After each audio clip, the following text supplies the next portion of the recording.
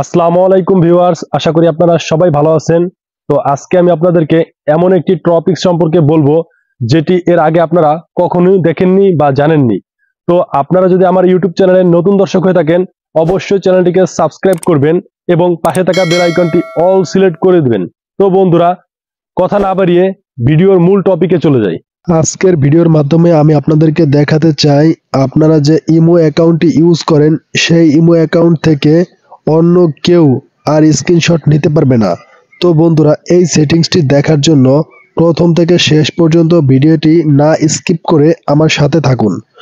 তো বন্ধুরা, এই কাজটি করার জন্য আপনি প্রথমে আপনার যে ফোনের ইমো অ্যাকাউন্টটি রয়েছে সেই অ্যাকাউন্টটি অবশ্যই আপডেট করে নেবেন।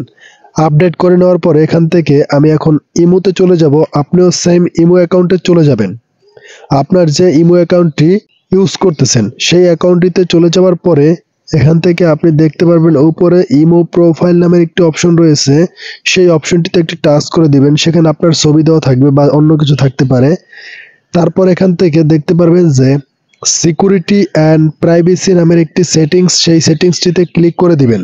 ক্লিক করে দেওয়ার পরে দেখতে পারবেন এখানে লেখা আছে চ্যাট অ্যান্ড কল প্রাইভেসি।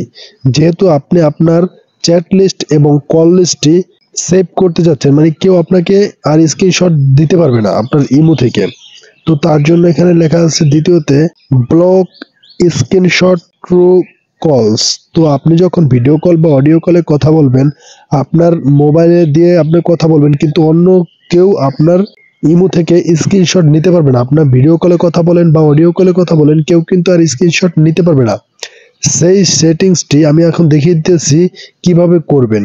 তারপরে এখান থেকে আপনাকে যে কাজটি করতে হবে, এটাকে ইনেবল করে দিতে হবে। যদি আপনি এখন এটাকে ইনেবল করে দেন, তাহলে কিন্তু আর কেউ ভিডিও কল বা অডিও কলে কথা বললে স্ক্রিনশট নিতে পারবে না। তো এই ছিল আজকের ছোট্ট একটি ভিডিওটি যারা প্রথম থেকে শেষ পর্যন্ত দেখেছেন তারা কিন্তু বুঝে গেছেন যে কিভাবে এই সেটিংসটি করতে হয়। তো যারা এখনো আমার ইউটিউব চ্যানেলটি সাবস্ক্রাইব করেননি, অবশ্যই সাবস্ক্রাইব করবেন। ধন্যবাদ আপনাদের সবাইকে পাশে থাকার জন্য।